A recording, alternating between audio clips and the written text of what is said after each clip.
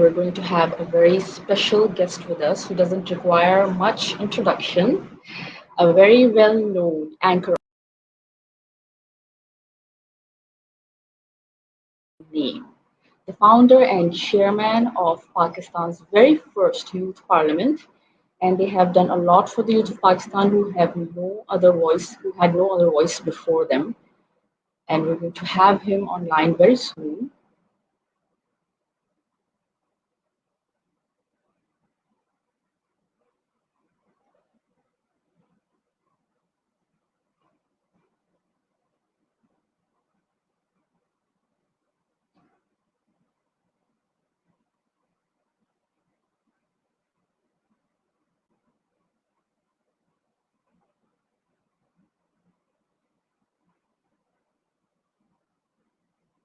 I hope everybody can hear me. All right.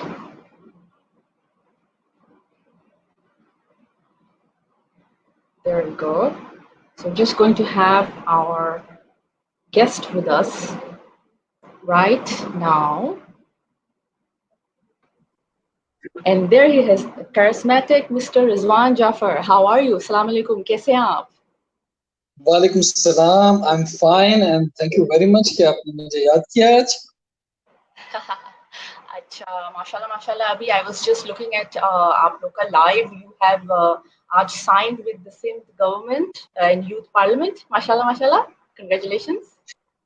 Ji thank you very much. आज government of Sindh के साथ हमारा एक एमयू साइन हुआ है और हमने जारी बात है जो पूरे सिंध में हमारे मेंबर्स हैं यूथ पार्लियामेंट के, उन्होंने अब गवर्नमेंट के साथ काम करना है. वैसे तो ऑलरेडी वो कर रहे थे, लेकिन अब एक ऑफिशियल अंदाज में उनका काम स्टार्ट हो जाएगा.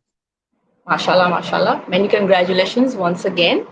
And आज मैं चाह रही थी थोड़ा सा आपके बारे में, आप हमेशा एंकरिंग करते हैं ऑन द अदर साइड, तो आज आपको मैंने बोला थोड़ा आपको हम इंटरव्यू करेंगे, आपके बारे में कुछ और चीज़ें मालूम करेंगे. तो I just wanted to start by asking how did it all start for you? वैसे तो सबको पता है, लेकिन आपके पर्सपेक्टिव से कि किस तरह से आपने शुरुआत की और किस तरह से आप यहाँ पहुंचे. Thank you very much. और आप बहुत कलरफुल लग रही हैं माशाल्लाह से आज. और मैं बहुत ब्लैक एंड व्हाइट लग रहा हूँ, यानी कि मैंने व्हाइट शर्ट पहनी हुई है.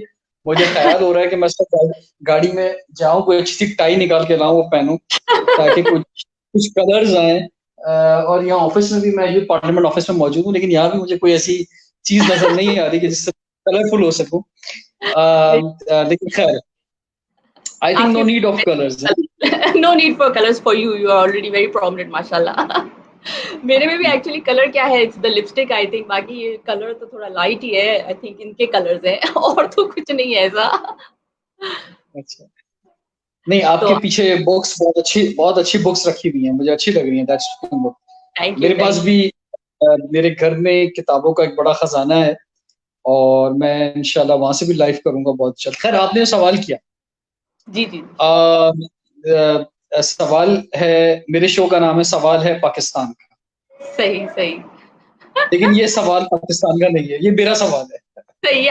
आज आपका सवाल है. आज आप पे है, इसलिए आपने अपने बारे में बताना है कि आपने कैसे शुरुआत की और आपको कहाँ से बेसिकली आपको कैफे विजन में आने से पहले का आप थोड़ा बता दें, या उसके बाद का थोड़ा सा आइडिया दें हमें कि कैसा आपके लिए रहा है ये सफर. जी बहुत शुक्रिया, थैंक यू वेरी मच. और लॉकडाउन में इससे अच्छी बात हो नहीं सकती मेरे लिए कि मैं ये बातें करूं. देखें, हम लोग मैं डिबेटर था बचपन से, अपने स्कूल लाइफ से. और हमारा पूरा डिबेटर्स का, कराची के डिबेटर्स का एक ग्रुप था. अच्छा. और स्काउटिंग में काम है.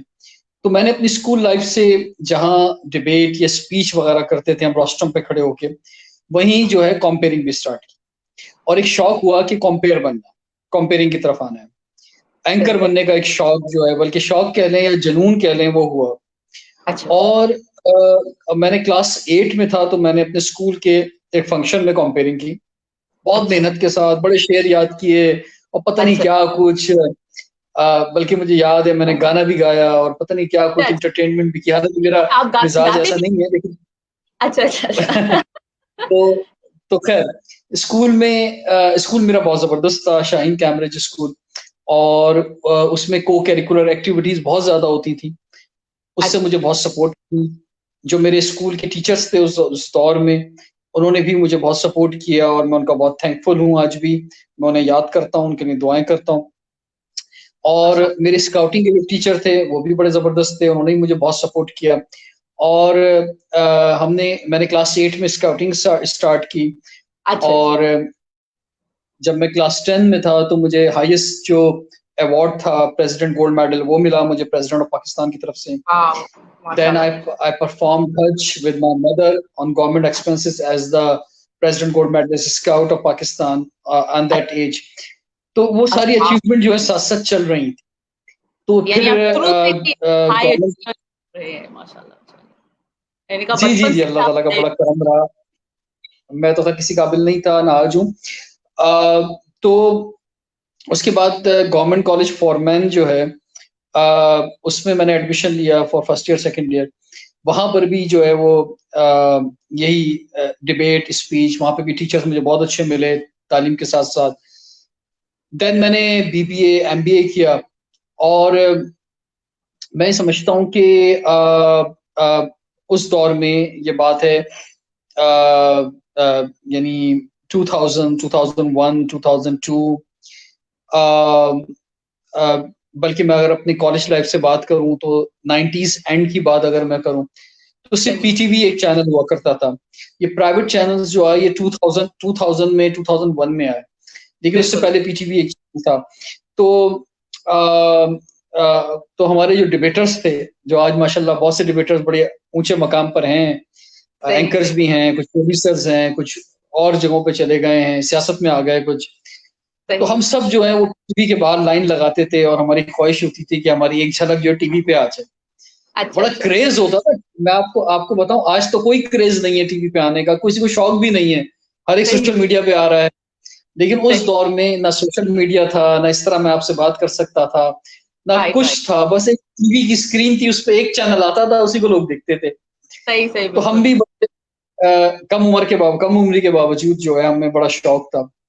2000 में जब ARY डिजिटल आया तो वहां पर मैंने एक बच्चों का प्रोग्राम था, UHU फंडे के नाम से, यूहू फंडे सही। के नाम से। उसका आइडिया था कि हम एक दिन एक स्कूल में जाते थे और पूरा दिन उस स्कूल में गुजारते थे बच्चों के साथ। मैं खुद भी बच्चा ही था उस वक्त। सही, मैं मेरे ख्याल से शायद मैंने इंटर इंटर किया था फर्स्ट। मैं बीबीए के फर्स्ट सेमेस्टर में था आई थिंक। तो सही, सही। आ, तो आ, तो हम स्कूल में वक्त गुजारते थे और जाके हम बच्चों से बात करते थे, कुछ इंटरटेनमेंट करते थे।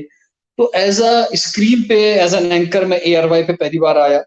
बल्कि सही। ARY पे मैं क्या पहली बार आया, ARY चैनल जब स्टार्ट हुआ 2000 में, तो सबसे पहले स्क्रीन पे शायद मेरा चेहरा आया ARY पे, ARY डिजिटल पे। तो खैर, सही। और हमारे घर में केबल नहीं था उस वक्त, तक केबल नहीं लगा था।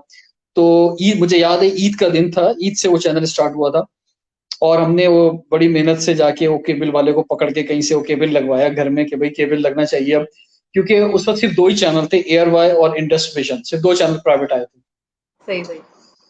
वो मैंने बच्चों का शो एक साल तक किया, और 2000 से 2001 तक। अच्छा, और अच्छा। बहुत अच्छा मुझे रिस्पॉन्स मिला।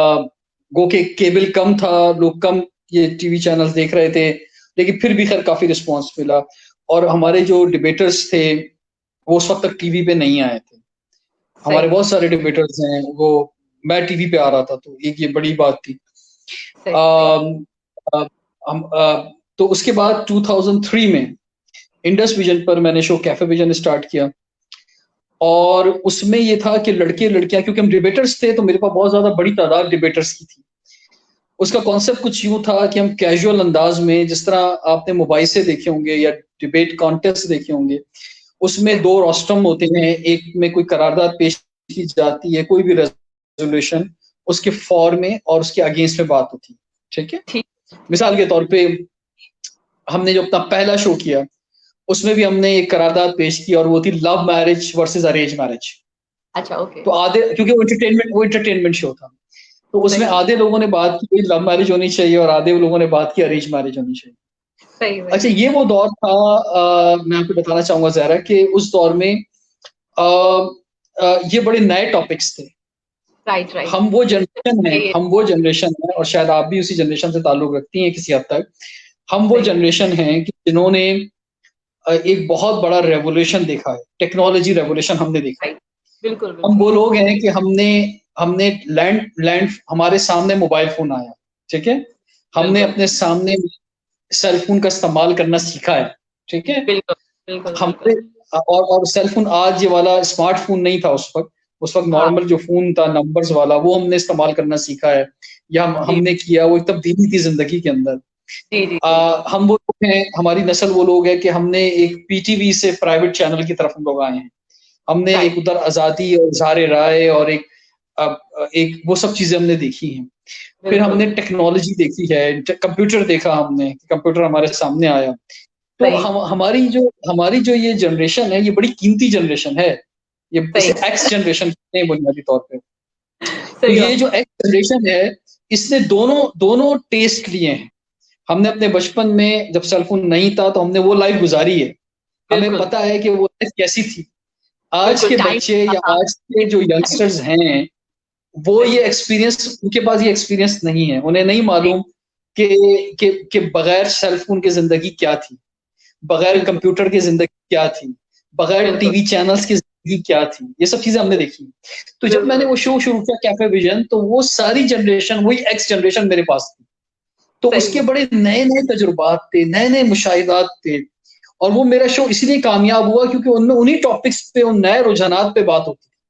बिल्कुल उसमें बिल्कुल। यही बात होती थी कि भई सेल फ़ोन के फ़ायदे क्या हैं, नुकसान क्या हैं, इंटरनेट हाँ के फ़ायदे क्या हैं, नुकसान क्या हैं, हाँ। बॉयफ्रेंड गर्लफ्रेंड क्या चीज़ होती है, सही रिलेशनशिप क्या होती है, सही सही। यूनिवर्सिटीज़ में जो एजुकेशन है वो किस तरह हो रही है। तो बिल्कुल।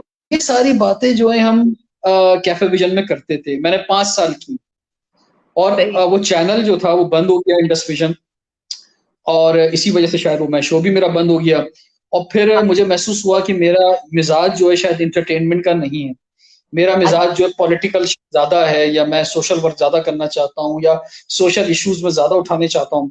तो मैंने अच्छा। अपने आप को एंटरटेनमेंट से कन्वर्ट किया, and then I shifted to the politics और entertainment, politics and infotainment and current सही अफेयर इश्यूज़। सही सही सही। तो इस तरह से आप जो है आपने शुरू में आप उसमें आए, फिर उधर से आप इसमें शिफ्ट हुए। आपको लगा कि आपको सोशल इश्यूज जो है उसमें भी आपका बहुत इंटरेस्ट है, बिकॉज वो आप शुरू से ही वही मैटर्स भी पिक करते थे कैप्टिविजन के लिए, है ना? कि क्या क्या लोगों को इश्यूज आ रहे हैं, क्या नहीं आ रहे। अच्छा अच्छा, एक और क्वेश्चन, जो सेकंड क्वेश्चन मैं आपसे पूछना चाह रही हूँ ये है कि आप तो एक सुपर कॉन्फिडेंट पर्सन है, आप हमेशा you used to being on spotlight and in front of the camera और इस तरह से है। But do you remember your first time, जब आप फर्स्ट टाइम अपने बचपन में आए, या आपको क्या याद पड़ता है, what was your first experience and were you nervous when you went on stage first time? Stage पे तो मैं शायद कभी भी नर्वस नहीं हुआ।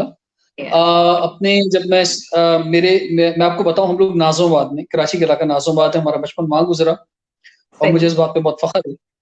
सही तो मेरे चचा जो कनाडा में होते हैं, वो बड़े ज़बरदस्त डिबेटर थे।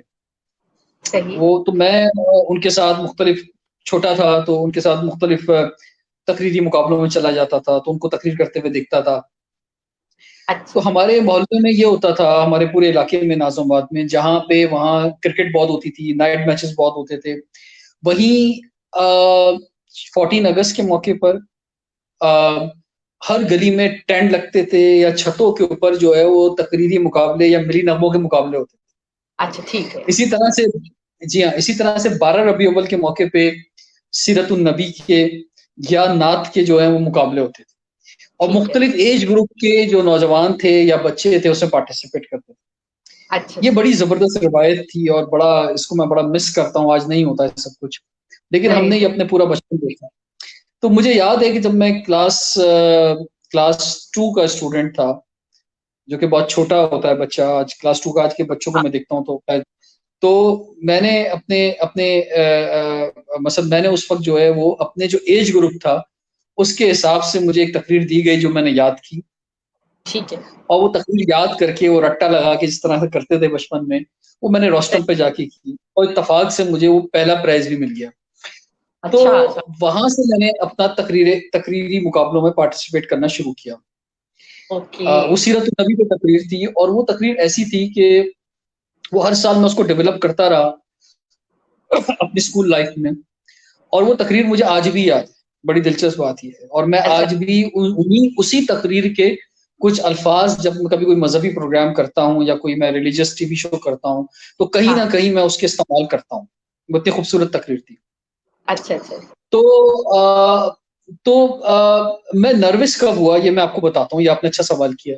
हाँ। जब मैं बीबीए का स्टूडेंट था, और मेरी क्लास में मेरी पहली प्रेजेंटेशन थी, उस वक्त तक जब मैं बीबीए में आया, मैं काफी तकरीरी मुकाबले जीत चुका था। अच्छा मैंने माशाल्लाह। ऑल पाकिस्तान स्पीच कॉन्टेस्ट भी जीता था, ऑल पाकिस्तान इस लेवल पे काफी कंपटीशन जीते थे। स्काउटिंग में मुझे सदारती अवार्ड मिल चुका था। माशाल्लाह। मैं इंटरनेशनल इवेंट्स अटेंड कर चुका था, जापान जा चुका था इंटरनेशनल इवेंट्स में। अच्छा माशाल्लाह। जापान में मैंने 5,000 लोगों के सामने एक प्रोग्राम में वहाँ पे कॉम्पेयरिंग की थी। अच्छा। अ, मैंने पाकिस्तान में भी जो तकरीरी मुकाबले होते थे, या मुझे याद है कि 1997 में जब पाकिस्तान के 50 साल मुकम्मल हुए थे, तो मैं और हमारी एक फ्रेंड थी गजाला हबीब खान, जो कि इस वक्त अमेरिका में होती हैं, मैं और वो कंपेयरिंग करते थे मुख्तलिफ सोशल इवेंट्स की। अच्छा तो हम मेरे ख्याल से सुबह से लेके शाम तक या रात तक कोई कोई 7 से 8 प्रोग्रामों में जाके कंपेयरिंग करते थे। अच्छा। सुबह अच्छा। किसी और प्रोग्राम में बुक होते थे, दोपहर में कहीं और होते थे, शाम में कहीं होते थे, रात में कहीं होते थे, सही और सही। बड़ा क्रेजी टाइम था 97 टू 98 99 2000, कि जब हमने हाँ। बड़ा वक्त बर्बाद किया जाने, बहुत वक्त बर्बाद किया। खैर वक्त बर्बाद तो नहीं किया, खैर वो चले जो था वो बर्बाद तो किया। नहीं हुआ, वो तो ज़ाहिर है हर चीज़ मतलब काम ही आती है आगे जाके किसी न किसी तरह से। लेकिन मैं आज समझता हूँ कि वक्त से पहले बहुत सी चीजें हमने की जो कि नहीं करनी चाहिए। आज जब नौजवान मुझसे मिलते हैं, हाँ। तो मैं उन्हें मना करता हूँ बहुत सी चीजें करने से। मैं कहता हूँ कि जो सही। गलतियां मैंने की हैं या जो रिग्रेट्स मेरे पास हैं कहीं, वो वो मैं आगे शेयर करता हूँ कि आज के नौजवानों में, आज के बच्चों में ना हो। ठीक है, ठीक है। तो बहुत सारी मिस्टेक्स हमने की, और बहुत मसद इस ये एक चमक होती है, जो शोहरत की, या ये जो क्रेजीपन होता है ना, इसकी कीमत होती है, वो देनी पड़ती है, वो हमने दी, ऐसी बात नहीं है। सही सही। और हमने बहुत बहुत मेहनत भी की, और यकीन जाने खैर अचीव भी किया, और शायद बहुत बहुत वक्त बर्बाद भी किया बहुत सी जगहों पर, जिसका खैर अब मैं क्या कहूँ। खैर तो जो नर्वस की आपने बात की, तो मैं जब बीबीए में था, तो मैं फर्स्ट प्रेजेंटेशन जब देने जा रहा था, तो मैं ये सारी अचीवमेंट्स कर चुका था उस वक्त तक, जो मैं मेरे बताने का मकसद है। अच्छा अच्छा। और जब मैं जाने लगा, तो मेरे दोस्त जो मेरे बराबर में बैठा हुआ था, उसने मुझसे कहा, यार आप ये प्रेजेंटेशन दे देंगे? हाँ। मैंने कहा, यार मैंने हजारों हजारों लोगों के मजमे में खिताब किया है, तकरीरें की हैं, ये 40 लोगों की 50 लोगों की क्लास मेरे सामने क्या चीज है, मैं कर दूंगा, इसमें क्या मसला है प्रेजेंटेशन। सही सही सही। लेकिन जब मैं स्टेज पर गया और मैं वो प्रेजेंटेशन देने लगा, तो मैं अपनी लाइफ में पहली बार नर्वस हुआ, अच्छा अच्छा, और आप हुए? और मैं वो प्रेजेंटेशन में नहीं दे सका। अच्छा, उस ऐसा दिन हुआ? जी उस दिन मुझे पहली बार अंदाजा हुआ कि there is always a difference between a homework and without A homework. हाँ, मेरी ये मेरा है। होमवर्क, हाँ, मैं ओवर कॉन्फिडेंस था, मेरा होमवर्क नहीं था उस सब्जेक्ट के ऊपर। वो अच्छा। मार्केटिंग के एक सब्जेक्ट के ऊपर प्रेजेंटेशन थी। मैं शायद तकरीरें पाकिस्तान पर या इस्लाम पर या पता नहीं इन मौजूआत पे तो शायद कर सकता हूँ, लेकिन जो खास स्पेसिफिक टॉपिक है, अगर मैंने उस पर होमवर्क। तैयारी नहीं की है, मैंने उसको नहीं हाँ, पढ़ा है, तो मैं हर किसी नहीं को बोल नहीं। सकता। हाँ, वो तो उसके बगैर नॉर्मल है ये तो। सही सही सही। तो ये भी एक जिंदगी का सबक था जो मुझे मिला। और आज मैं ये समझता हूँ, जब मैं टीवी शो करना चाहता हूँ, मैं उसकी हमेशा तैयारी करता हूँ, मैं उसकी हमेशा प्रिपरेशन करता हूँ। हाँ और मैं ये समझता हूँ कि वो ठीक है कि हमें आप किसी वक्त भी बैठा दें, हम टीवी शो किसी वक्त भी कर देंगे। आज राइट। आप लाइव शो, अभी आप बोले, मैं अब लाइव शो अभी कर दूंगा बैठ के। लेकिन मैं आज ये समझता हूँ कि उसके बावजूद कि ऑलवेज होमवर्क और विदाउट होमवर्क के डिफरेंस जरूर होगा। बिल्कुल जो शख्स होमवर्क के साथ, चाहे वो कितना काबिल आदमी, लेकिन वो अगर होमवर्क के साथ बैठेगा और एक शख्स विदाउट होमवर्क के बैठेगा तो वो डिफरेंस होगा। हाँ, डिफरेंस होता है बिल्कुल। और ये चीज़ आई थिंक ये है पाकिस्तान में, थोड़ा हम लोग स्पॉन्टेनियस हर चीज़ को करते हैं, बट बाहर आप देखें हर चीज़ इज़ प्लान्ड, एक-एक चीज़ जो है वो प्लान करके करते हैं। ये आपने बिल्कुल सही कहा। अच्छा, चलिए, ये इंटरेस्टिंग था कि आप भी कभी नर्वस हुए लाइफ में। अच्छा, अब आवर नेक्स्ट क्वेश्चन इज़ कि यूथ पार्लियामेंट ऑफ पाकिस्तान, ये पहला पाकिस्तान में एक जो है, आपने इसे, you are the founder and chairman of it. So we'd like to know your journey as the founder and chairman of the Youth Parliament of Pakistan. तो उसके बारे में भी बताएं। अच्छा, चलिए, बहुत अच्छा दिलचस्प सवाल है। पहली बात तो मैं बता दूं कि हमारी ऑर्गेनाइजेशन का नाम यूथ पार्लियामेंट है। इसके आगे पीछे कोई वर्ड नहीं है, ठीक है? अच्छा, ठीक है, यूथ पार्लियामेंट ऑफ पाकिस्तान नहीं, यूथ पार्लियामेंट। ठीक है, वो तो मैंने इसलिए बोला पाकिस्तान में और है नहीं कोई। और पाकिस्तान अक्सर हम लगा देते हैं उसके साथ, यूथ पार्लियामेंट पाकिस्तान इस तरह से। और ये पाकिस्तान में पहली बार हमने ये ख्याल दिया था, या मैं कह दूं कि मैंने ये दिया था, और उसके बाद बहुत सारे लोगों ने इसकी नकल की, बहुत सारे लोगों ने इसकी कॉपी की, मिलते जुलते नामों से बनाई ऑर्गेनाइजेशंस, और ये एक अलग बहस है, इसमें मैं भी नहीं जाता। और ये 2005 में हमने ये यूथ पार्लियामेंट बनाई थी, और उसके बाद 2007 से 8 से 9 से इसके मिलते जुलते नामों से कुछ लोगों ने इसकी कॉपी करना शुरू की। जिस हम लोग 2005 में रजिस्टर्ड हुए तो हमारे पास तमाम तरह के राइट्स हैं, और टीवी पे हमने ऑन एयर प्रोग्राम के अंदर आए, कोई छुप छुपा के ऑर्गेनाइजेशन नहीं बनाई। 14 अगस्त 2005 को यूथ कैफे विजन के प्रोग्राम में, जो कि 3 घंटे ऑन एयर हुआ, उसके अंदर ये यूथ पार्लियामेंट अनाउंस्ड हुई, और उस वक्त के प्रेसिडेंट जनरल परवेज मुशर्रफ ने भी उसको देखा, उस वक्त के तमाम फेडरल मिनिस्टर ने देखा, और मुझे इस्लामाबाद बुलाया, और उसके एक हफ्ते के अंदर हमने नेशनल लेवल पे इस्लामाबाद में इसको लॉन्च किया। खैर, तो ये मिलते जुलते नामों से जो ऑर्गेनाइजेशन बनी है, इसलिए मैं अपने मेंबर से कहता हूँ कि मिलते जुलते नामों से धोखा ना खाएं, नक्कालों से होशियार रहें। अच्छा, अब ये है कि ये बनी कैसे। 2004 में मुझे बहुत से हमारे जो कैफे विजन में लड़के लड़कियां आते थे, एवरी वीक कोई 50, 100, 200 लड़के लड़कियां एवरी वीक आते थे, हर हफ्ते आते थे। अच्छा, तो वो उनमें से कुछ लोग मेरे दोस्त भी बन जाते थे। वो मुझसे कहते थे कि आप एक प्रोग्राम कर रहे हैं, एंटरटेनमेंट शो, जिसमें हर प्रोग्राम के आखिर में एक सिंगर आता है, गाना गाता है। हम बहुत से नए सिंगर को इंट्रोड्यूस करते थे। आज जो बहुत से मशहूर सिंगर हैं, उनकी जिंदगी की पहली परफॉर्मेंस कैफे विजन में हुई। जैसे अली जफर की पहली परफॉर्मेंस जिंदगी की कैफे विजन में हुई, राबी पीरजादा की, बहुत सारे सिंगर्स हैं ऐसे जिन्होंने अपनी लाइफ की पहली परफॉर्मेंस कैफे विजन में दी। बहुत से आज एंकर्स हैं, एक्टर्स हैं, जो जिंदगी में पहली बार टीवी पे कैफे विजन में आए। खैर, तो हम लेकिन एंटरटेनमेंट शो करते थे।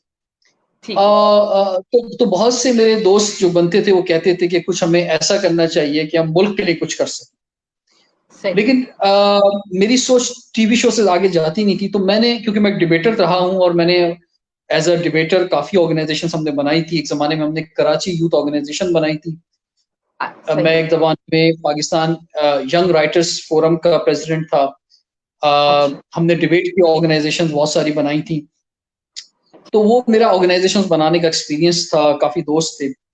लेकिन मैंने 2004 में ये सोचा कि क्यों ना क्योंकि मैं डिबेटर था, तो मेरे जहन में एक डिबेट का कॉन्सेप्ट था कि हम ये एंटरटेनमेंट बुनियादों पे कैफे विजन होता है, सीरियस बुनियाद पे हम एक यूथ पार्लियामेंट के नाम से टीवी शो लाएं। उसमें एक तरफ किसी सीरियस मौजू पर फॉर में बात हो, और एक सीरियस और उसी मौजू पे अगेंस्ट में बात। मैंने पूरा आइडिया डेवलप किया, फाइल बनाई, अपने चैनल में दी कि भाई मैं इंडस विजन पे ये शो करता हूँ, इंडस न्यूज पर मैं यूथ पार्लियामेंट के नाम से एक टीवी शो करना चाहता हूँ। उस आइडिया को बहुत पसंद किया गया, लेकिन उस जमाने में जो हमारा मार्केटिंग डिपार्टमेंट था, उसने उसको रिजेक्ट कर दिया। उसने कहा कि ये क्योंकि ऑलरेडी आप एक एंटरटेनमेंट शो कर रहे हैं, तो ये कॉन्ट्रोडिक्ट हो जाएगा। आपकी पर्सनैलिटी उधर कुछ और बन रही है, यहाँ कुछ और होगी, और हम एक ऑलरेडी इतना मशहूर शो करते हैं कैफे विजन, ये एक डिस्टर्ब करेगा आपको, तो अब ना करें। तो उन्होंने उसको फाइल को क्लोज कर दिया। अच्छा। मैंने बहुत कोशिश की लेकिन वो प्रोग्राम नहीं हो सका।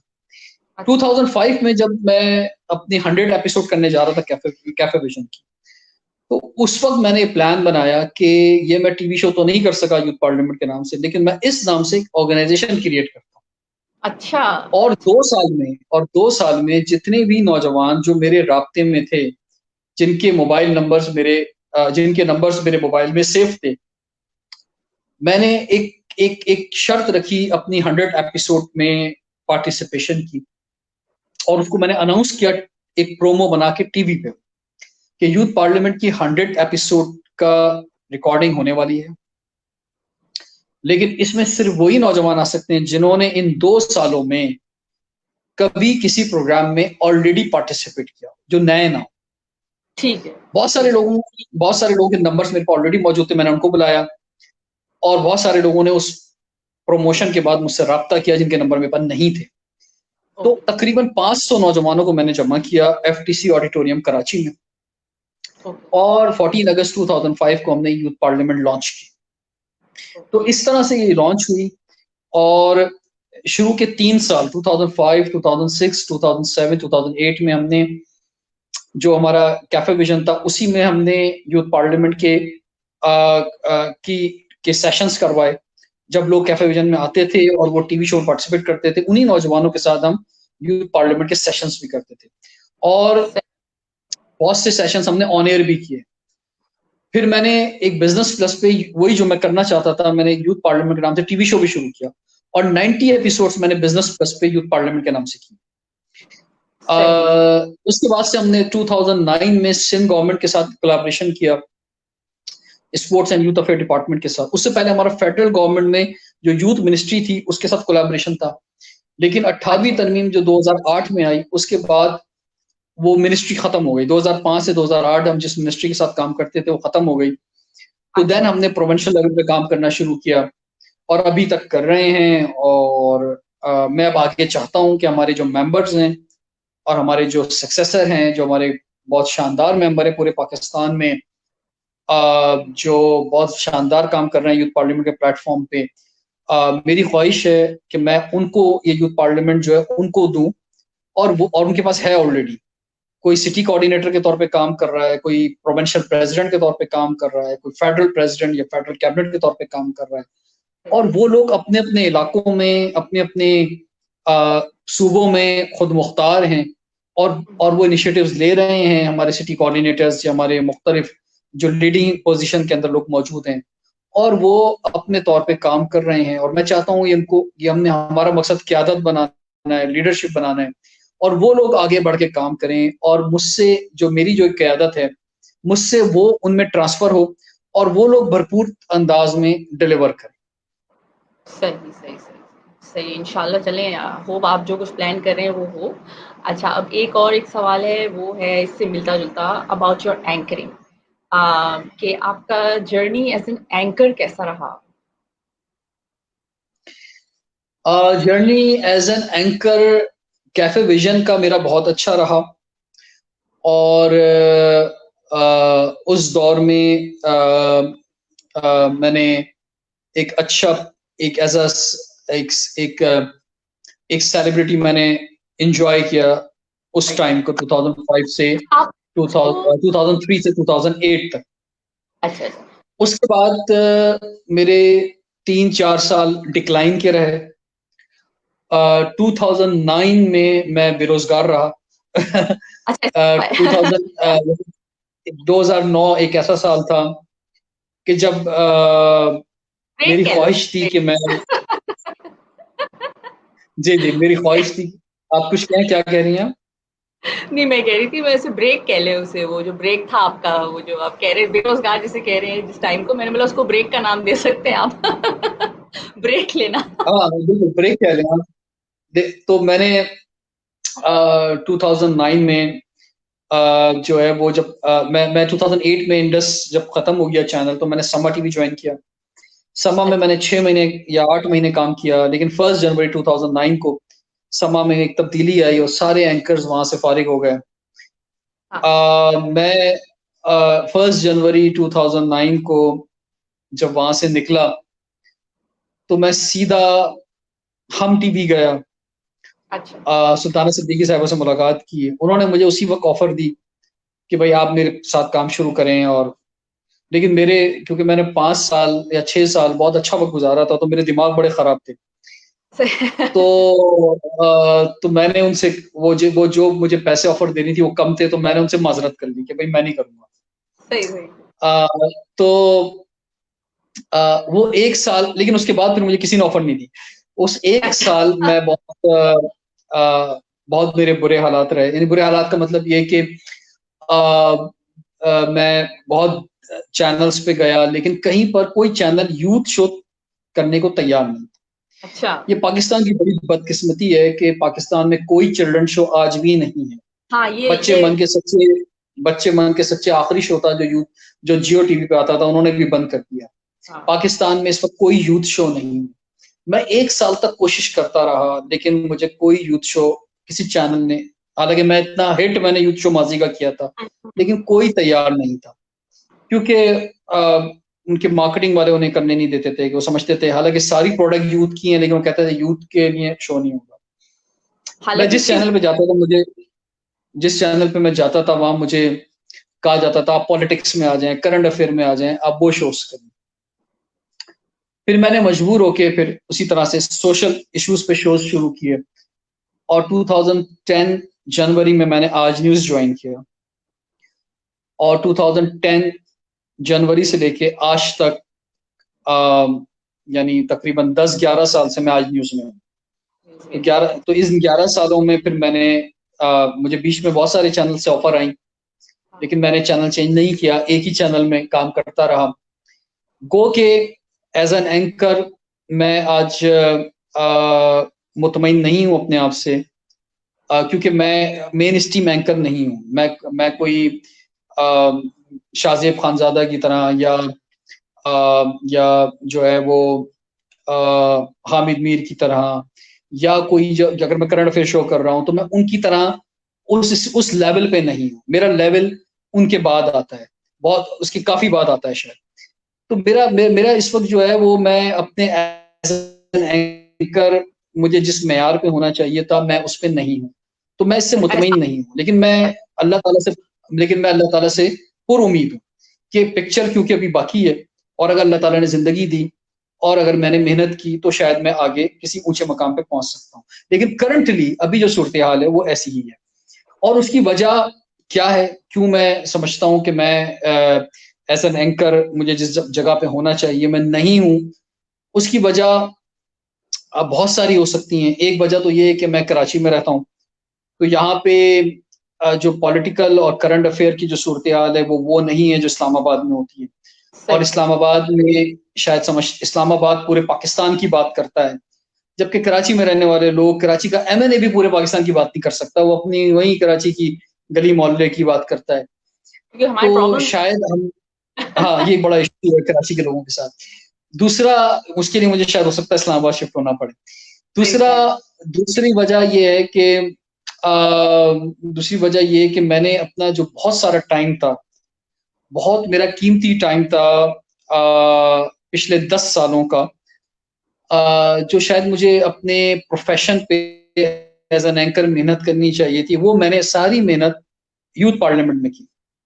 और वो सारा वक्त और वो सारी एफर्ट्स मैंने यूथ पार्लियामेंट पे लगाई। यूथ पार्लियामेंट की बहुत बड़ी बड़ी कॉन्फ्रेंसेस की, इवेंट्स किए, स्काउटिंग पे मैंने बहुत टाइम दिया। मैंने दुनिया के 35 मुल्कों में पाकिस्तान को रिप्रेजेंट किया, और मैंने इंटरनेशनल बहुत सारे इवेंट्स जो अटेंड किए। यूथ पार्लियामेंट के 1000 से ज्यादा इवेंट करवाए, कराची में, इस्लामाबाद में, लाहौर में, पूरे पाकिस्तान में मैंने ट्रैवल किया, कोयटा में, हर जगह नौजवानों को इंक्लूड किया कि वो यूथ पार्लियामेंट में आए, 10,000 लोगों को शामिल किया। तो वो बहुत सारे, देखिए जब आप अपनी कंसंट्रेशन हटाते हैं, क्योंकि आपका सवाल एज एन एंकर था इसलिए मैं जवाब दे रहा हूँ शायद, और पहली बार कह रहा हूँ। तो जब आप अपनी कंसंट्रेशन डाइवर्ट करते हैं, जब आप अपने आप को, अपना पूरा खून, पूरा पसीना, पूरा टाइम, पूरी सलाहियतें एक जगह पे नहीं लगाते, उसे कन्वर्ट कर देते हैं, डाइवर्ट कर देते हैं, तो उसके लिए आपको कीमत देनी पड़ती है, आपको उसका सेक्रीफाइस करना पड़ता है, जो मैंने किया। राइट। और मैंने क्योंकि 3 हिस्सों में मैं डिवाइड हुआ, तो जो इंसान 3 हिस्सों में डिवाइड होता है, वो कभी भी किसी एक हिस्से के टॉप पे नहीं पहुँच सकता। Right, right. टॉप पे सिर्फ वही लोग पहुँचते हैं जो सिर्फ एक काम करते हैं और उसी के टॉप पे पहुँचते हैं। तो मैंने क्योंकि अपने आप को 3 हिस्सों में डिवाइड किया, नंबर 1 हिस्सा मेरा यूथ पार्लियामेंट रहा, नंबर 2 हिस्सा मेरा मीडिया रहा, नंबर 3 हिस्सा मेरा स्काउटिंग रहा। तो इन सही। 3 हिस्सों में बँटकर जो मुझे एक टॉप प्लेस पे होना चाहिए था, वो मैं नहीं पहुँच सका, जिसका मुझे कोई रिग्रेट तो नहीं है, खैर ये मेरी अपनी चॉइस थी, मैंने किया। सही। लेकिन मैं आपको एक और बात भी बताऊँ, ये सब कुछ जो मैंने किया, ये शायद मैंने अपनी ख्वाहिश के मुताबिक भी नहीं किया। अच्छा। मैं एक बहुत बड़ा बिलीवर हूँ तवक्कुल पे। अल्लाह ताला मुझे जो मौके देता है, या अल्लाह ताला मुझे जिस तरह से मैं बुनियादी तौर पे उस कश्ती का मुसाफिर हूँ, जो अपना चप्पू खुद नहीं हिलाती, जिसमें कोई इंजन नहीं है, जो जिसमें सिर्फ बादबान यानी कि उसमें सिर्फ पर्दे लगे हुए हैं और हवा के दोष पे वो कश्ती चलती है, ठीक अच्छा। है? यानी जहाँ अल्लाह ताला आपको ले जाता है, मैं वहाँ चला जाता हूँ। सही, मैं सही, अपनी एफर्ट्स जो हैं कश्ती चलाने में इतनी नहीं करता। मुझे सही। मीडिया में ऐसा नहीं है कि मैंने मेहनत नहीं की, मैंने की, लेकिन तो एक हद तक की, और जहाँ मीडिया में मुझे अल्लाह ताला लेके चला गया, या हाँ, शायद मेरे अंदर जितना टैलेंट था या जितना है, बस मैं उस हिसाब से उतना ही हूँ। अगर अल्लाह ताला मुझे समझेगा मेरे अंदर टैलेंट ज़्यादा है, या मेरे अंदर सलाहियत ज़्यादा है, या मैं शायद कोई बड़ा काम कर सकता हूँ, तो सही। अभी पिक्चर बाकी है, अल्लाह ताला मुझे वहाँ मौके दे देगा, ठीक है? बिल्कुल। इसी तरह यूथ पार्लियामेंट में भी मैं अपनी मेहनत के मुताबिक और अपने जो मुझे जिस तरह से हवा मिलती गई, या जिस तरह से मुझे अल्लाह ताला रास्ते देता रहा, मैं वहाँ तक इस ऑर्गेनाइज़ेशन को लेकर आ गया। सही, सही। हो सकता है मैं नाकाम हुआ, हो सकता है मैंने शायद बहुत कुछ अचीव नहीं किया, हो सकता है बहुत सी अचीवमेंट भी हुई हैं। लेकिन अगर इस जगह पर भी हमें कहीं मुझे हमें का मतलब मैं इसलिए कह रहा हूँ कि यूथ पार्लियामेंट का मतलब मैं ज़ात मेरी ज़ात नहीं है, मेरे सारे मेंबर शामिल हैं इसमें। तो सही। अगर हमें शायद कहीं आगे जाना होगा इधर, तो वहाँ भी अल्लाह ताला हमें ले जाएगा। अगर हमारे अंदर इतनी जान होगी, हमारे अंदर इतना स्ट्रेंथ होगी, हमारे अंदर इतनी सलाहियत होगी, इतना इतना कुछ दम होगा, तो हम चले जाएँगे। अदरवाइज़ हम शायद हो सकता है और डिक्लाइन पे चले जाएँ, हो सकता है हम ऐसे ही चलते रहें। तो मैं बहुत तवक्कुल रखने वाला शख्स हूँ इन मामलात में, सही। और लेकिन मैं पुरुमीद हूँ, और मैं हाँ। हमेशा आपको एक बात और बताऊँ कि मैं हमेशा ऊपर देखने के बजाय मैं हमेशा नीचे देखता हूँ।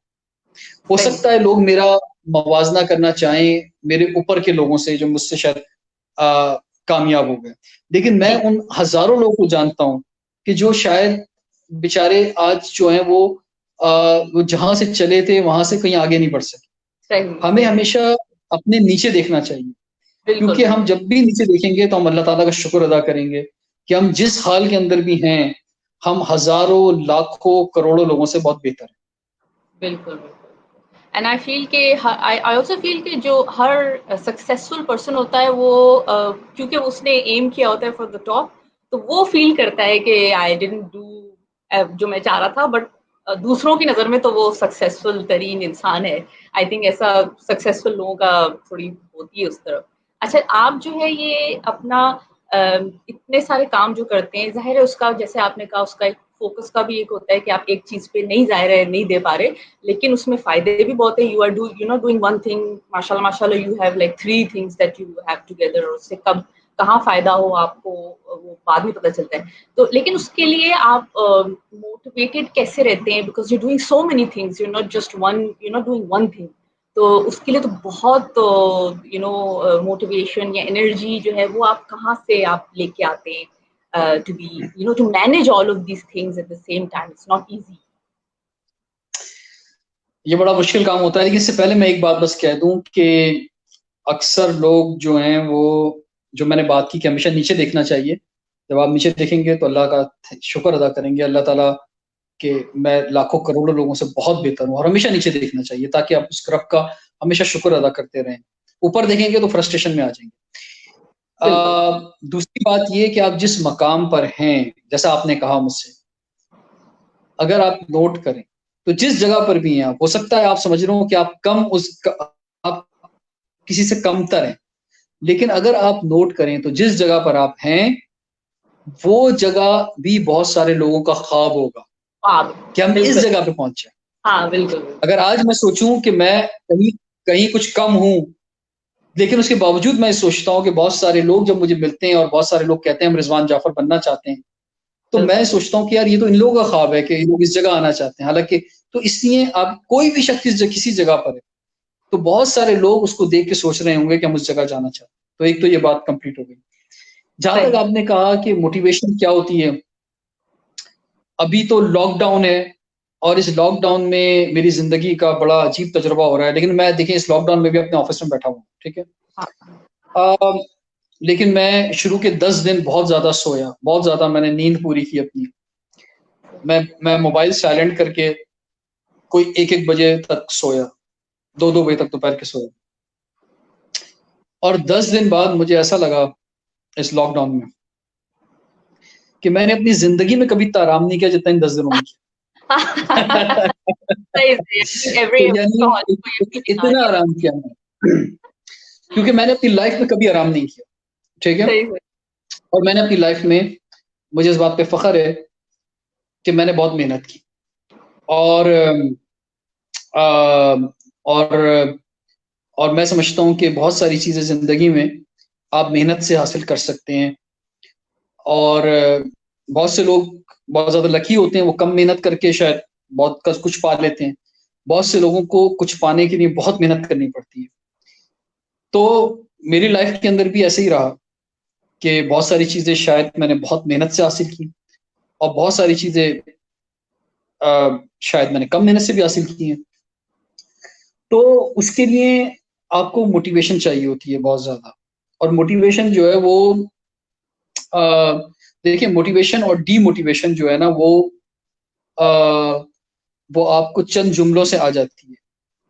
बिल्कुल। बहुत से ऐसे लोग हैं कि जो आपके दोस्त होते हैं, आपको एक जुमला कहते हैं, रात में आपका कोई दोस्त बचपन का या कोई और दोस्त जिससे आप बात करें, वो आपको एक जुमला ऐसा कहेगा, आपके अंदर ताकत आ जाएगी। और इसी तरह कुछ ऐसे भी लोग होते हैं जो ज़िंदगी में हमें मिलते हैं, जो हमें बहुत मायूस करते हैं। हज़रत अली का कौल भी है कि जिन पर एहसान करो उनके शर से बचो। ऐसे भी लोग हैं कि जिनके साथ आपने बहुत अच्छा किया होता है, लेकिन वो बड़ा आपको धोखा देके जाते हैं, आपको तकलीफ देते हैं और मतलब बार-बार आपको तकलीफ देने की कोशिश करते हैं। तो वो आपको डीमोटिवेट करते हैं। तो ज़िंदगी में ये चलता रहता है। आपको मोटिवेशन के देने वाले लोग भी मिलते हैं और आपको तकलीफ देने वाले लोग भी मिलते हैं। इस जंग के अंदर यकीनी तौर पे अ, आपको आपको जो लोग, अच्छा मैं आपको एक और बात भी बताऊँ, जो आप लोगों को तकलीफ देते हैं ना, आपकी ज़िंदगी में ऐसे लोग आते हैं जो आपको डिस्टर्ब करते हैं, आपको तकलीफ देते हैं, वो भी मेरे नज़दीक मोटिवेशन का बायस बनते अच्छा वो कैसे हैं ये और आप। उनसे उनसे उनसे ज़्यादा मोटिवेशन मिलती है, मैं आपको ये भी बता दूँ। अच्छा ये कैसे, what is the thought process पुराने बिहाइंड। पुराने ज़माने में जब जानवर बूढ़े हो जाते थे चिड़ियाघरों में, ज़ू गार्डन्स में, और ज़ू गार्डन्स के मालिकान को ऐसा लगता था कि कहीं ये मरने वाले हैं, तो वो उनके एनिमी जानवर्स को ला के उनके पिंजरों में बंद कर देते थे। अच्छा।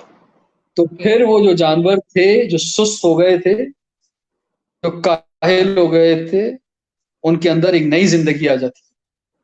वो चाको चौबंद हो जाते हैं, वो ज़्यादा होशियार हो जाते हैं, वो ज़्यादा अच्छा। बेहतर तरीके से चुस्त अंदाज़ में जो है ना, वो खड़े हो जाते हैं ज़बरदस्त अंदाज़ में। तो ओके। ये जो इस तरह के लोग होते हैं ना, जो अपनी ज़िंदगी में आते हैं, ये आपके दुश्मन नहीं होते, ये आपके दोस्त ही होते अच्छा। हैं। ये आपके अंदर ज़्यादा मोटिवेशन पैदा कर देते हैं। क्योंकि देखिए अगर सब अच्छा चल रहा हो ना, तो शायद हम फिर इतनी हमारे अंदर मोटिवेशन ना आए। कहीं कुछ रुकावट आती है, तो इंसान जो है ना फिर कहता है, फिर वो चैलेंज लेता है। ओके। वो कहता है अच्छा अगर ऐसा है, तो फिर अब मैं देखो क्या करता हूँ। और वो चैलेंज उसको आगे बढ़ाता है। तो ऐसे ओके। लोग भी ज़िंदगी में आ जाने चाहिए, कोई मसला नहीं है। अच्छा अच्छा। That's a very interesting outlook. I think ये उन लोगों के लिए बड़ा हेल्पफुल रहेगा जो थोड़ा डिमोटिवेट हो जाती हैं जब कोई डिमोटिवेट करता है। तो आई थिंक ये आपका टिप बड़ा काम आएगा उन लोगों के लिए। अच्छा, अब जैसे आपका जो काम है उसमें हेल्थ का भी की भी बहुत ख़्याल ज़ाहिर है आप लोग को रखना पड़ता है because you are so busy all day. तो हेल्थ के लिए आप क्या कुछ करते हैं या कोई बेस्ट हेल्थ एडवाइस जो आपको मिली हो या आप दूसरों को देना चाहते हो? हेल्थ के लिए बाकी लोग बहुत से लोग तो मुझे कहते हैं कि जैसे आपको आपसे हम 10 साल पहले मिले थे, आज भी आप वैसे ही लग रहे हैं। ऐसे लोग अक्सर मुझे मिलते हैं। कल मैं एक हाँ, ऐसा है। पॉलिटिकल गैदरिंग में गया था। कैफे विजन की अगर आपकी देखो तो बहुत फ़र्क नहीं आया है। माशाल्लाह, माशाल्लाह, जी, अच्छी जी। बात है। कल मैं एक पॉलिटिशियन से मिला, हमारे बड़े पुराने दोस्त, अभी 2 दिन पहले राशन तक़सीम में उन्होंने बुलाया हुआ था मुझे। अच्छा, अच्छा। तो अब वो मेरी कोई तकरीबन मुझे पहली बार उनसे मुलाकात मेरी 2003 में हुई थी। तो वो मुसलसल मुझसे कहते रहे, कहते यार तुम्हें 2003 में जैसा देखा था। तो मुसलसल खैर मुलाकातें रही हैं दरमियान में, लेकिन वो कहने लगे यार अब तक तुम वैसे ही दिखते हो। हाँ, लेकिन मैं आपको बताऊँ कि जब मैं बहुत ज़्यादा स्ट्रेस में होता हूँ या बहुत ज़्यादा ट्रैवलिंग करता हूँ या मेरी नींद जब पूरी नहीं हो पाती या मुख्तलिफ मौकों पर मैंने अगर कोई टेंस टाइम गुज़रा है, तो मेरे चेहरे पर भी आता है। स्ट्रेस आ जाता लेकिन है। बिल्कुल आता है स्ट्रेस। और लेकिन मेरे मेरे अंदर एक ये है कि मैं रिकवरी बहुत जल्दी कर लेता हूँ और मैं दोबारा अपनी असल हालत में वापस आ जाता हूँ, ऐसा भी होता है। अच्छा, अच्छा। उसके लिए ज़रूरी है उसके लिए ज़रूरी है कि आप जो हैं वो 2-3 चीज़ें टिप्स हैं उसके अंदर हेल्थ के लिए। सही, एक तो नींद पूरी होना बहुत ज़रूरी है। आप हुँ, नींद अपनी पूरी बिल्कुल, बहुत राइट, ज़रूरी है कि अपना नींद का स्केड्यूल आप अच्छा रखें। सही, सही। दूसरा आपका आपका लंच, आपका डिनर 2 टाइम लाज़मी आप फूड लें। बहुत से लोग लंच छोड़ देते हैं। हुँ, तीसरा, चाहे आप अ, 10 मिनट्स, 15 मिनट्स, 20 मिनट्स लेकिन आप वॉक ज़रूर करें या एक्सरसाइज़ ज़रूर करें, ठीक है? तो मैं सुबह में करता हूँ या रात में एक्सरसाइज़ करता हूँ। सही, सही। अच्छा, चौथा ये है कि आपको हेल्थ को बेहतर रखने के लिए आपको एक बहुत बड़े सहारे की ज़रूरत है। ठीक, मेंटली रेस्ट की ज़रूरत है कि आप ज़हनी क्योंकि हेल्थ का ताल्लुक आपके रेस्ट से बहुत ज़्यादा है। अब वो मेंट डिपेंड करता है कि मेंटल हेल्थ जो है आपकी या आपका जो लेज़र टाइम होता है बेसिकली, हाँ, वो आप कहाँ गुज़ार रहे हैं। सही, बहुत से लोग मूवीज़ मूवीज़ देखते हैं।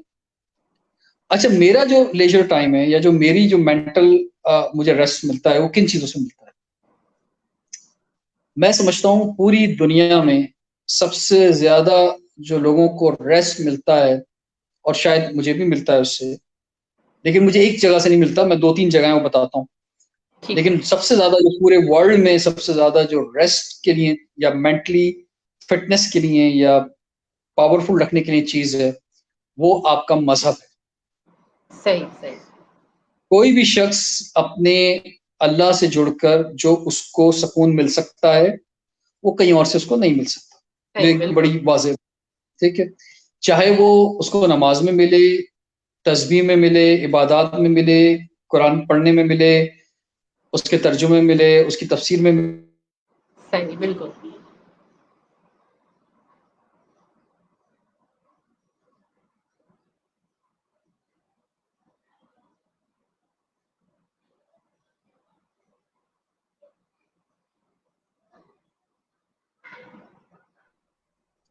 जी, आवाज़ आ रही है मेरी आपको? जी, वो बीच में से हेलो? थोड़ी-सी अटक गई थी, अब आ रही है। अच्छा, चलिए मेरे ख़्याल से हमारा लंबा हो गया है काफ़ी, हमें एंड कर देना चाहिए। अच्छी खासी लंबी चलिए आप डिस्कशन हो गई है ज़ाहिरा साहिबा। चलिए अच्छा, सही है। तो अच्छा आप मैं भी बस ये बात कंप्लीट कर लूँ, तो हाँ, एक हाँ, तो वो चीज़ है। दूसरा बहुत से लोग मूवीज़ देखते हैं, मैं भी देखता हूँ मूवीज़, ठीक है? क्योंकि मूवीज़ आपको बहुत सी चीज़ें सिखाती हैं। सही। हिस्ट्री आपको समझने में मदद देती हैं, आपको अ, अभी जैसे मैंने एक मूवी देखी 2 दिन पहले, वॉइसरॉय हाउस, बहुत शानदार मूवी थी, मैं रिकमेंड करता हूँ आप लोग देखें वॉइसरॉय हाउस। अच्छा, अ, वो उर्दू में भी मौजूद है, इंग्लिश में भी मौजूद है। अच्छा, ओके, अच्छा, ओके। इसी तरह से किताबें हैं, हाँ, मुझे कोई अपनी किताबों से सुकून फ़ेवरेट मिलता है, किताबें पढ़ता हूँ तो। बुक्स एंड अच्छा जी, मेरे ख्याल से और कोई सवाल रहता है आपका या खत्म करें, क्या कहती हैं आप? हम एक दो और सवाल करेंगे क्विकली आपसे। बड़ा मजेदार ये सेशन रहा है, मुझे तो टाइम का बिल्कुल एहसास ही नहीं हुआ। मैं आपसे पूछना चाह रही थी, बुक्स बुक्स बुक्स का आपने बताया, आपका कोई फेवरेट बुक बताया है? जी, मूवी तो बुक्स आपने बताएं बताई, बिल्कुल। बुक्स बता जी। दी। अच्छा ठीक है, और आपका फेवरेट, अच्छा हाँ, फेवरेट ट्रैवल डेस्टिनेशन, आपने माशाल्लाह इतना ट्रैवलिंग की हुई है, तो आपकी फेवरेट ट्रैवल डेस्टिनेशन हम जल्दी से ले लें, for travel lovers such as myself and others. वैसे तो वैसे जरा एक इंटरव्यू मैं भी आपका करूंगा और ये सारे करेक्ट। सवालात मैं आपसे करूंगा, ठीक है? No problem. I'm here whenever you want. ठीक। तो ये सवालात सारे मैंने आपसे भी करने हैं क्योंकि आपको भी ट्रैवलिंग का बहुत शौक है। मुझे मैं वर्ल्ड में ज़ाहिर बात है काफ़ी जगहों पे गया हूँ, कोई 40-50 मुल्कों में गया हूँ मैं। ऑफ़िशियली भी मैं 35 कंट्रीज़ में गया हूँ। सही सही। अ, पाकिस्तान बहुत खूबसूरत है, नो डाउट। नारान, कागान, शोग्रान, झील सैफुल मलूक, आप सब जगह जाएँ, बड़ा एन्जॉय करते हैं। बिल्कुल बिल्कुल। अ, मुझे मैंने अच्छा रिलीजियस तौर पे मक्का मदीने से बड़ी कोई जगह हो नहीं सकती ऑफ कोर्स, सही। वहाँ पे जो सुकून नहीं मिल सकता। बिल्कुल बिल्कुल। अ, अ, मैंने यूरोप में बहुत एन्जॉय किया, फ्रांस में, जर्मनी में, स्विट्ज़रलैंड में, नो डाउट बहुत मैंने बहुत अच्छा लगा मुझे वहाँ जाके, बड़ा मैंने एन्जॉय किया, स्विट्ज़रलैंड खास तौर पे। सही सही सही। इसी तरह से अगर आप इधर जाएँ हमारे एशियन कंट्रीज़ में तो भूटान बड़ा खूबसूरत मुल्क है। हाँ हाँ। इसके अलावा बाली इंडोनेशिया में, जकार्ता या बाली आप जाएँ या मलेशिया में कुआलालंपुर या साउथ कोरिया, जापान, अ, ये इसी तरह से ऑस्ट्रेलिया अगर जाते हैं तो उसका अपना एक अलग फ्लेवर है। अपना। लेकिन इन सारे मुल्कों के मुकाबले में मैंने सबसे ज़्यादा एन्जॉय अमेरिका में किया। अच्छा अच्छा। आपका भी बड़ा एक्सपीरियंस है हाँ, बिल्कुल। हाँ जी हाँ जी। लेकिन मैंने शायद अमेरिका अमेरिका इसलिए शायद ज़्यादा एन्जॉय किया क्योंकि मैं अमेरिका गया था आईवीएलपी में यानी इंटरनेशनल विजिटर लीडरशिप प्रोग्राम में और सही। 1 महीने में मैंने तकरीबन 15 शहर घूमे वहाँ। अच्छा अच्छा। सही सही। तो क्योंकि मैंने शायद ट्रैवल जापान में भी इसी तरह से मैंने इसी तरह के प्रोग्राम में गया था और जापान में भी मैंने 1 महीने में तकरीबन कोई 15 शहर में गया वहाँ के, टोक्यो से ठीक। लेके हिरोशिमा तक। सही लेकिन सही। अमेरिका जो है वो मुझे उसने बहुत ज़्यादा मुतासिर किया। या तो हाँ। ये कह लें मेरा सरकारी टूर था, वहाँ के बहुत से इदारे मैंने देखे, वहाँ की सही। हुकूमत को, के लोगों को समझने का मौका मिला, होम हॉस्पिटैलिटी में भी रहा। तो आई थिंक जो अमेरिका है उसका अपना एक जो डाइवर्सिफ़ाई कल्चर है वहाँ पे, तमाम मज़ाहिब के लोग हैं और बहुत सारी चीज़ें जो है हमें वहाँ पे सीखने की हैं।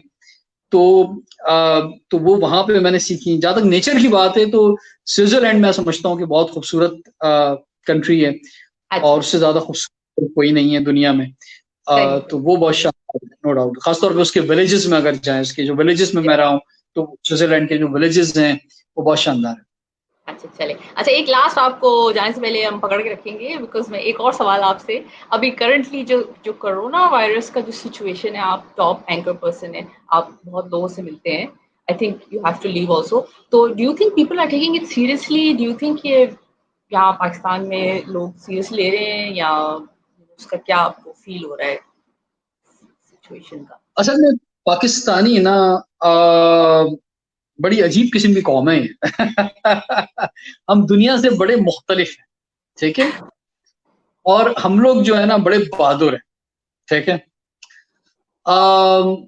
मैंने किताब में पढ़ा कि एक अंग्रेज जो है वो अ, पाकिस्तान आया, उसने अपनी किताब में लिखा कि वो एक एक अपने ड्राइवर के साथ जा रहा था किसी जगह से, तो एक रेलवे स्टेशन सॉरी एक एक जगह फाटक आया, वहां से रेल गुजरनी थी। तो उसके ड्राइवर ने एक फाटक फाटक गिरा तो उसने अपनी गाड़ी रोक ली।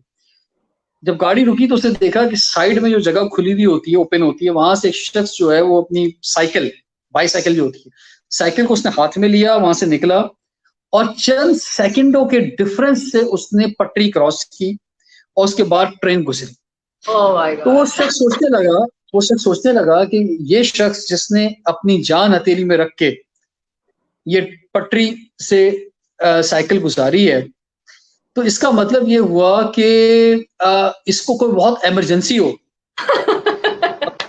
इसको कहीं हॉस्पिटल पहुंचना होगा, इसका कोई बच्चा बीमार होगा, इसने कोई खून देने जाना होगा, या आई डोंट नो। वो सोचता रहा, ये सोच ही रहा था कि फाटक खुला और वो अपनी गाड़ी में आगे बढ़ा। थोड़ी दूर आगे गया, देखा तो एक जगह मजमा लगा था और वही शख्स अपनी साइकिल के स्टैंड के ऊपर खड़ा हुआ था। उसने गाड़ी रुकवाई, उसने ड्राइवर से पूछा जाओ देख के आओ, ये शख्स जो कितनी अपनी जान हथेली में रख के उसने वो पटरी क्रॉस की थी, क्या कर रहा है? तो वहां पर बंदर का तमाशा हो रहा था। ठीक है, तो ये सही। हमारा कौमी मिजाज है। ठीक है, हम लोग हमारे मोटरसाइकिल पर जो नौजवान हैं वो हेलमेट की जब पाबंदी लगती है तो वो इसलिए नहीं पहनते कि उनको अपनी जान बचानी है, वो इसलिए पहनते हैं कहीं पुलिस वाला रोक ना ले। सही सही ये हमारा कौमी मिजाज है। तो इसी सही। तरह से मैंने कहा ना, हम लोग बहुत बहादुर लोग हैं। हमारे यहाँ जब अनाउंस होता है कि तूफान आने वाला है या कोई जो है वो समंदर पे से पानी जो है शहर में आ सकता है, तो हम लोग अपने घरों में बैठने के बजाय और समंदर पे चले जाते हैं और वहां रश लग जाते हैं। ठीक है ना? तो मैंने कहा ना, हम बड़े बहादुर लोग हैं, ठीक है? तो हम जैसे बहादुर लोगों का कोरोना ने क्या बिगाड़ना है? ओह माय तो गॉड, बस इसलिए अल्लाह लोग जो हिदायत परवाह ही नहीं दे। कर रहे हैं, लोगों ने कहा यार ये हमारा क्या बिगाड़ लेगा। चलिए मिस्टर रिजवान जाफर, बहुत मुझे मजा आया आपके साथ आज बातें करके। आपका एक दूसरा साइड भी शायद लोगों ने देखा हो, पहले भी देखा होगा आई एम श्योर, थोड़ा और हमने दिखा दिया। एंड आई होप आपको भी मजा आया हो, और इंशाल्लाह see you again soon and hope everybody stays well and stays happy. जी, आपका भी बहुत-बहुत शुक्रिया। और आप बड़ी कलरफुल थी, मैं बड़ा ब्लैक एंड व्हाइट था, व्हाइट शर्ट के साथ। तो मुझे अपनी ड्रेसिंग पे आज थोड़ा-सा, असल में ये ड्रेस जो हमारा यूथ पार्लियामेंट का ड्रेस है, आज हमारा एमओयू साइनिंग थी सिंध गवर्नमेंट के साथ, तो मैं ब्लू टाई लगा के वहाँ गया हुआ था, तो इस वजह से व्हाइट शर्ट पहना हुआ हूँ। और सिंध गवर्नमेंट के साथ आज हमने एमओयू साइन किया है कि हमारे जो मेंबर्स हैं वो डिस्ट्रिक्ट लेवल पर डिप्टी कमिश्नर्स के साथ और लोकल गवर्नमेंट साथ मिलकर काम करेंगे कोरोना वायरस के लिए। So once again thank you very much, आपने मुझे इंटरव्यू किया, पूरा 1 घंटा हो गया आपके साथ, माशाल्लाह से पता नहीं चला टाइम का। और कुछ सवालात आपने ऐसे किए हैं जो कि मैंने आपसे अब करने हैं, मैंने आपका इंटरव्यू करना है इंशाल्लाह से। Okay, sure, no problem, any time. Thank you. So, bye bye, अल्लाह हाफिज़। and bye bye. to all the viewers. Thank you very much.